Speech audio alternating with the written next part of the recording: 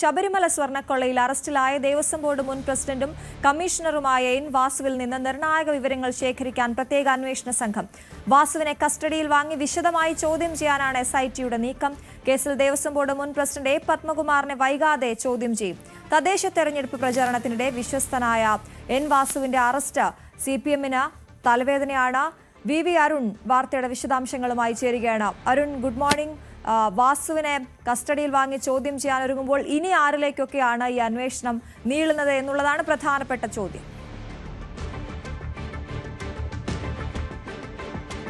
അശ്വതി, ഇത്രയും നാൾ CPM നേതൃത്വത്തിന്റെ പ്രതിരോധം ഈ അറസ്റ്റിലായ ഉദ്യോഗസ്ഥരുടെ രാഷ്ട്രീയ പശ്ചാത്തലം ചൂണ്ടിക്കാട്ടിയായിരുന്നു. ആര് തെറ്റ് ചെയ്താലും ശിക്ഷിക്കപ്പെടും, ആരെയും രക്ഷപ്പെടാൻ അനുവദിക്കില്ല എന്ന് പറയുമ്പോഴും ഈ ഉദ്യോഗസ്ഥരുടെ കോൺഗ്രസ് പശ്ചാത്തലം CPMന് ഒരു ആശ്വാസമായിരുന്നു. പക്ഷേ ഇപ്പോൾ കാര്യങ്ങൾ കൈവിട്ടു പോകുന്ന അവസ്ഥയിലേക്ക് എത്തുകയാണ് CPMനും. എൻ വാസു CPMന്റെ ഏറ്റവും വിശ്വസ്തനായ ഉദ്യോഗസ്ഥനാണ്. അദ്ദേഹം ഉദ്യോഗസ്ഥനൊന്നിനപ്പുറത്തേക്ക് പാർട്ടി അംഗം കൂടിയാണ്. 70കൾ മുതൽ CPMുമായി ചേർന്ന് പോകുന്ന നേതാവ്, രണ്ടു തവണ പഞ്ചായത്ത് പ്രസിഡന്റ്, പിന്നീട് വിജിലൻസ് ട്രിബ്യൂണലിന്റെ ജഡ്ജായി, അഴിമതി തടയാനുള്ള വിജിലൻസ് ട്രിബ്യൂണലിന്റെ ജഡ്ജായി CPM കൊണ്ടുവന്ന നേതാവ്.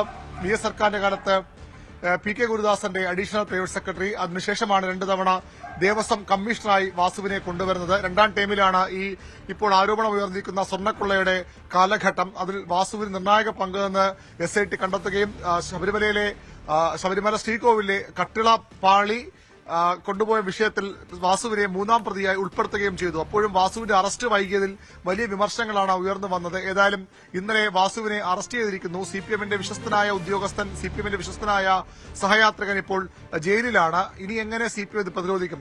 ആ സമയത്ത് ഒരു പ്രതിരോധ വിശദീകരണം ഇന്നലെ CPMന്റെ സംസ്ഥാന സെക്രട്ടറി നൽകിയിരുന്നു.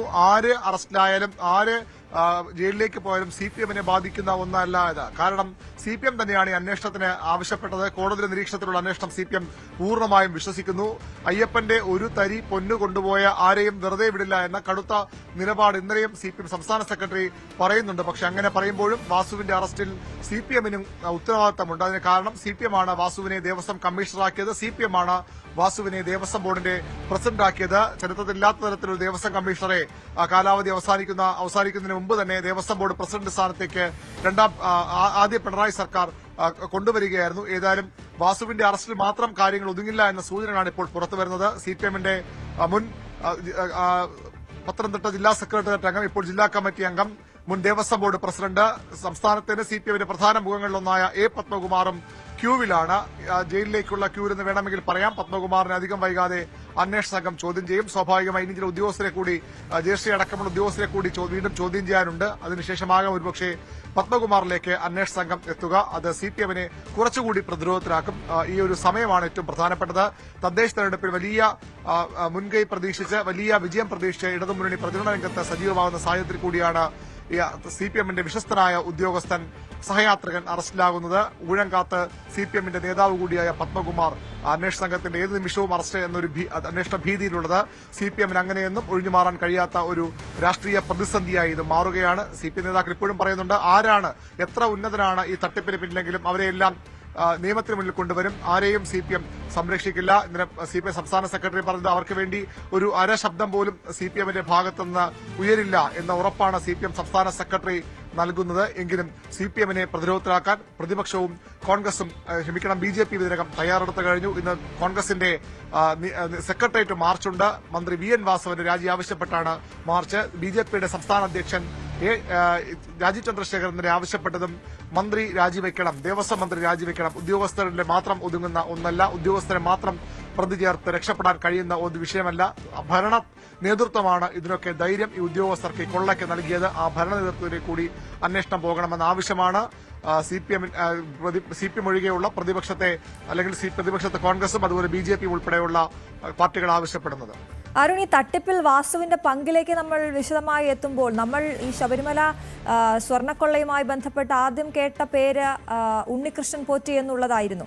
ഉണ്ണികൃഷ്ണൻ പോറ്റിയുമായി നേരിട്ടുള്ള ബന്ധം വാസുവിനുണ്ടായിരുന്നു, വാസു അറിഞ്ഞുകൊണ്ടാണ് ആദ്യം മുതലേ കാര്യങ്ങൾ നടന്നത് എന്നാണോ അന്വേഷണ സംഘം പറയുന്നത്?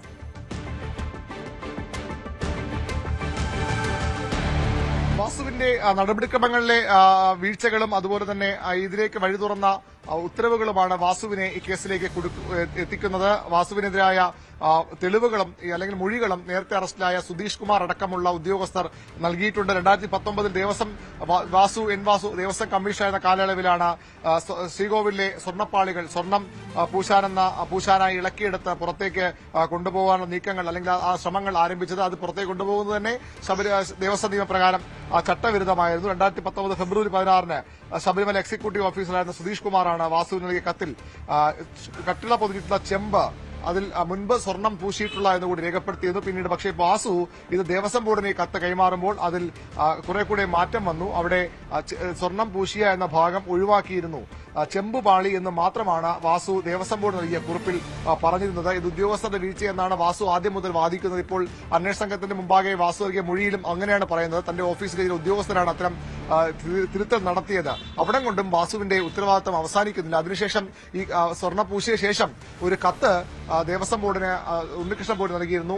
മാറ്റിയ സ്വർണത്തിൽ ബാക്കി വന്ന ഒരു പെൺകുട്ടിയുടെ വിവാഹത്തിന് ഉപയോഗിച്ചോട്ടെ, നിർധന യുവതികളുടെ വിവാഹത്തിന് സ്വർണം ഉപയോഗിച്ചോട്ടെ എന്നൊരു ചോദ്യവുമായി ഉണ്ണികൃഷ്ണൻ പോറ്റി ദേവസ്വം ബോർഡിന് കത്ത് നൽകിയിരുന്നു. ആ കത്തിലെങ്കിലും സംശയം തോന്നേണ്ടതായിരുന്നു വാസുവിന്.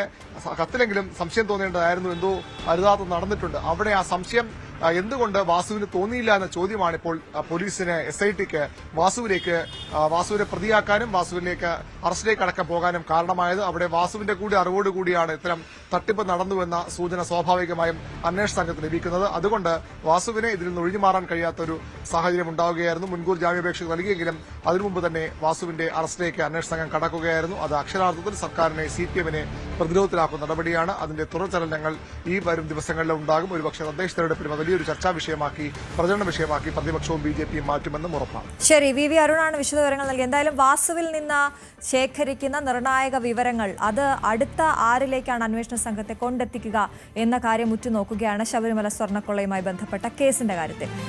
ഈ ദേവസ്വം മന്ത്രിയുടെ രാജി ആവശ്യപ്പെട്ട് KPCC ആഹ്വാനം ചെയ്ത സെക്രട്ടേറിയറ്റ് മാർച്ചും ധർണയും ഇന്ന് നടക്കും. രാവിലെ 11 മണിക്ക് ആശാൻ സ്ക്വയറിൽ നിന്ന് ആരംഭിക്കുന്ന മാർച്ച് സെക്രട്ടേറിയറ്റ് നടയിൽ AICC സംഘടനാകാര്യ ജനറൽ സെക്രട്ടറി KC വേണുഗോപാലാണ് ഉദ്ഘാടനം ചെയ്യുന്നത്. കേരളത്തിന്റെ ചുമതലയുള്ള AICC general secretary Deepa Das Munshi, KPCC അധ്യക്ഷൻ സണ്ണി ജോസഫ്, പ്രതിപക്ഷ നേതാവ് VD സതീശൻ തുടങ്ങി KPCCയുടെ ഭാരവാഹികളും പ്രവർത്തക സമിതി അംഗങ്ങളും ഉൾപ്പെടെയുള്ളവർ ഈ പ്രതിഷേധത്തിന്റെ ഭാഗമാകും.